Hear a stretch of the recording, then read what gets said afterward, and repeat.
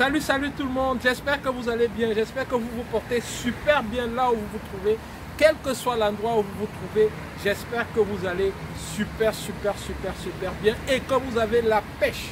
Toi qui es là-bas en Allemagne, toi qui me suis de la France, toi qui me suis des États-Unis, du Mali, du Gabon, de la Côte d'Ivoire, du Cameroun, du Sénégal, le pays de la Teranga, de Ouagadougou au Burkina Faso, j'ai reçu ton message ce matin, merci, c'est gentil.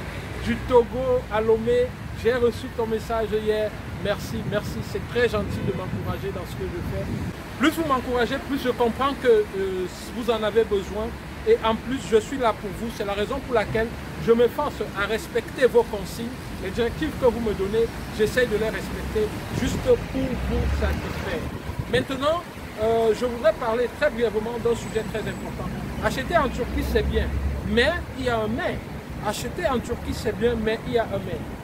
Vous savez, il y a très longtemps, des colons sont venus chez nous en Afrique. Ils nous ont appris à nous habiller comme eux. La preuve, je suis en veste. Ils nous ont appris à manger comme eux. Chez nous, il n'y avait pas le riz. Il y avait du manioc, du macabo et tout ce que vous voulez, à checker, tout ça, c'était chez nous. Vous voyez, ils nous ont appris à manger du riz parce que justement, nous, on ne cultivait pas le riz. Ils ont fait venir le riz de chez eux et ils nous ont appris à le manger. Ils ont tout fait pour tuer nos économies locales, pour instaurer une économie qui a besoin de l'extérieur pour avancer. Aujourd'hui, nous sommes là, nous sommes comme piégés. Il y a beaucoup de choses que nous sommes obligés d'importer pour notre consommation locale. Mais jusqu'à quand ça va durer? Nos parents n'ont pas compris qu'il fallait tout faire pour donner une force à l'économie locale, faite par des locaux, afin que l'Afrique avance différemment. Mais aujourd'hui, il faudrait bien que nous ouvrons les yeux. Aujourd'hui, mon frère, si tu achètes des vêtements en Turquie pour les commercialiser, c'est très bien, il n'y a pas de problème à cela. Mais alors, il faudrait que tu adoptes une certaine attitude. Quelle attitude tu dois adopter?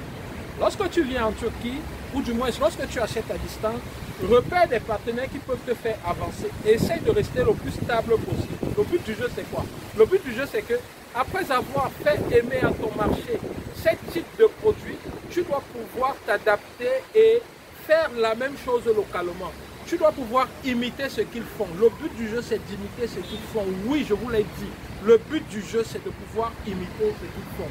De pouvoir faire comme eux. C'est ça le but du jeu. Et lorsque tu viendras en Turquie, que tu visiteras son atelier, renseigne-toi, pose-lui autant de questions que possible pour comprendre comment est-ce qu'il fait pour produire ces produits-là que tes clients aiment bien. Et une fois que tu auras compris comment ils fonctionnent, essaye de faire pareil. Il pourra même t'aider à le faire. T'inquiète pas. En Turquie, généralement, les Turcs n'ont pas de problème à cela. Si tu veux grandir et arriver à son niveau, il est bien possible qu'il accepte de t'accompagner. Donc c'est ça le but du jeu.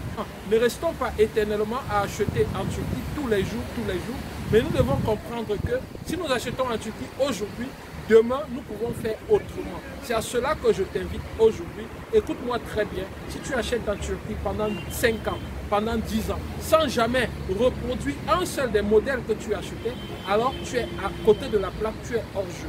Il faudrait que tu apprennes à imiter ce qui vient d'ailleurs, que tu apprennes à produire localement ce que tu as commencé à prendre ailleurs. Nous n'allons pas acheter en Turquie pendant 10 ans, 20 ans, 50 ans après les indépendances. Combien d'industries nous avons? Qu'est-ce que nous produisons localement? Même emballer des cacahuètes là, faire un très bon emballage, très beau, qui peut être apprécié par le client, nous ne savons pas encore le faire. C'est très grave.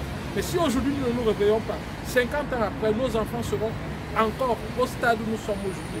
Est-ce que c'est ce que tu veux, mon frère? Je ne pense pas. Alors mets-toi au travail et deviens inarrêtable. C'était le docteur Emmanuel Ngara pour vous conseiller. Au revoir et à très bientôt.